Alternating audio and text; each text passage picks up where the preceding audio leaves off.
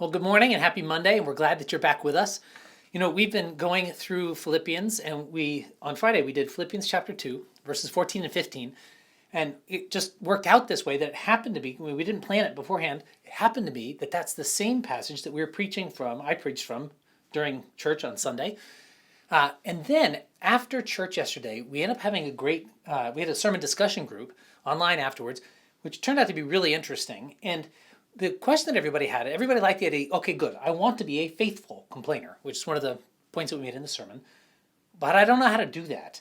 And so that ended up being the substance of our discussion. And so I thought it might be useful, I know we've already covered it on Friday, to stay on this verse just a little bit longer, because all of us struggle with complaining. This is something that is just something we have to deal with every day, and so it's worth learning how to do well. And so I thought maybe we could do that if you don't mind reading, and then we're going to a couple insights that came up from our sermon discussion group. All right, so we're going to read Philippians 2, verses 14 and 15. Do everything without complaining and arguing, so that no one can criticize you. Live clean, innocent lives as children of God, shining like bright lights in a world full of crooked and perverse people. Well, so the question that everybody had in the sermon discussion group was, great, how do I be a faithful complainer? And complain in a way that will lead to reconciliation, rather than just increased resentment, which is the experience that many of us have, right? We complain, and everybody feels hurt and angry, and it just makes things worse. And as we were talking, we came up with 3 questions that are worth asking that can help us distinguish, or at least be ready to have complaining that's going to be constructive rather than destructive. The first question is, what is my goal? Mm. And asking the question, is my goal just to prove myself right? Or is my goal to actually make things right? Mm. Right? Am I looking for vindication? Oh, yes, David, everybody else is awful to you. You're a victim. Or am I looking for reconciliation and actually have some truth and some healing that's going to go on? So being able to be really clear about my goal, if my goal is simply to make myself feel good at others' expense, it's probably not going to be a very good interaction. And goodness knows we've learned that a few times. Yes, and you probably are bringing it to the wrong audience if that point. So that's right. Go to God first and then come. Exactly. When you're ready. So the first question is, what is your goal? The second question that we came up with that you really have to ask is, what do I know? What do I know? Now, it turns out that I happen to be the recognized world expert on what I feel. It's incontrovertible. I know for sure, and no one else knows better than I do. The problem is, I also think that I'm an expert on why I feel that way. And unfortunately, I am not a very good expert at that. None of us is as good at that as we think we are. And so what ends up happening is, I have this feeling, well, I think I know why. I feel this way because some other person was not nice to me, or they're selfish, or they're rude, or they're whatever they are. And so now I go in with my explanation, which suddenly becomes an accusation. And I go in and I say, oh, you were really mean to me. And so whoever it is, Michelle or whoever else, is going to come back and say, really? I'm not totally sure that's the whole story. And now she doesn't listen to my feelings. She doesn't care. Well, time out. I've confused 2 things. Mm-hmm. What do I know? I know for sure I feel bad. But I don't know why. So can I go in and be curious about why? Instead, come in and say, hey, I really do feel bad, mm-hmm. and I'm feeling sad, I'm feeling hurt or lonely or taken advantage of, whatever I'm feeling that. Mm-hmm.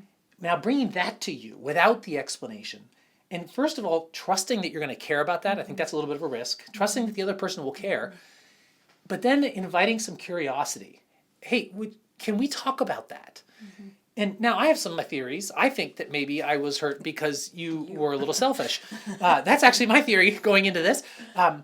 Well, okay, but then the other person has that room to be curious and say, maybe, but could there be more to it? And we may actually discover, yeah, the feeling I'm having is totally legitimate, but the reason I'm having it is actually because of some baggage that I bring in from my past, or something else like that. I misunderstood a situation.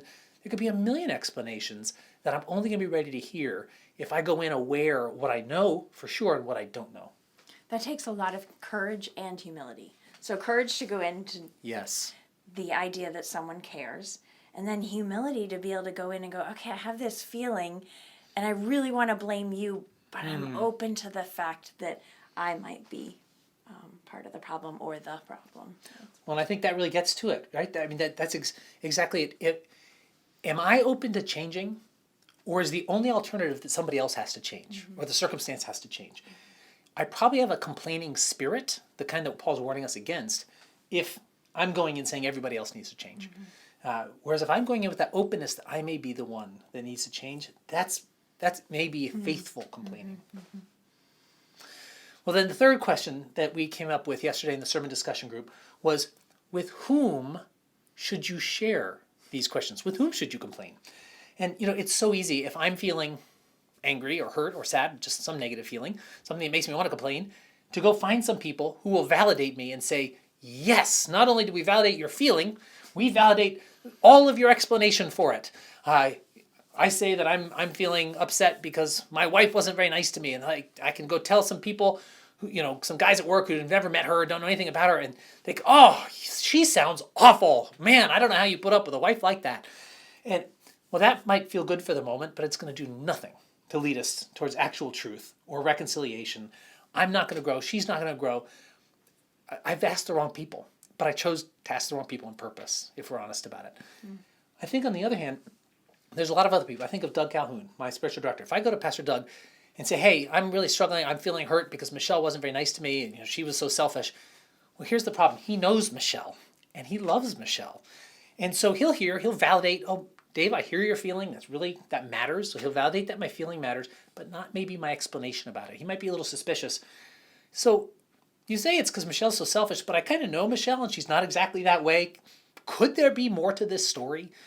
And so having somebody who can help us sort of question our own narratives and is actually committed not to me feeling good or me liking them, but is in fact committed to me growing in living in the truth and being healed and reconciled.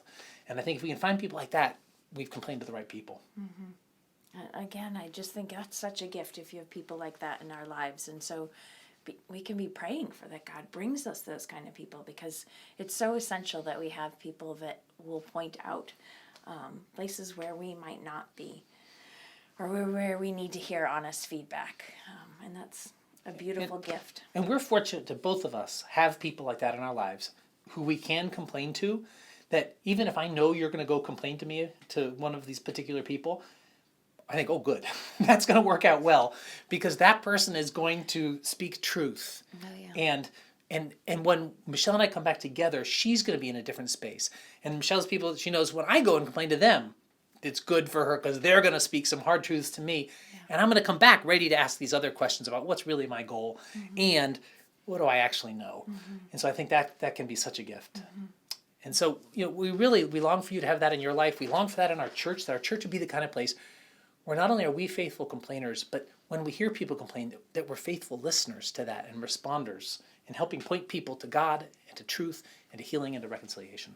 And I think people are attracted to that. They are attracted to non-complaining, people, and don't want to hear other people talk about other people. And they're, it might feel good at the time, but ultimately that helps us shine like stars. Which is exactly what it said in Philippians chapter 2, 14 and 15, that if we were like this, that we'll shine like stars in a dark and perverse generation. I think that's exactly right. We will stick out in our schools or in our homes. Our family will seem different to people, even if they can't name why. Right? Our relationship will seem different, even if they can't name why, because all of us hate complainers. We love complaining. But we all love to complain. Feels good. Anyway, there's a way we can all grow. Yeah. Well, would you be willing to pray for us today? Sure. Father, thank you for Paul. Thank you for his wisdom, for his passion for these people, his desire to steer them in a direction that will bring them joy and glorify you. God, I thank you for these truths about complaining. And God, I pray that you give us the eyes to be able to see our complaining spirit and to be able to see ways on how we can be dealing with it, who we can go to and who can we speak to and what goal do we have in speaking out. Father, I pray that we'd be able to apply these truths to our lives, that we would continue to be refined as we follow you, and that we would be shining like stars in whatever community it is that you have placed us in. In your name I pray. Amen. Amen. Thank you for joining us today, and we look forward to seeing you tomorrow.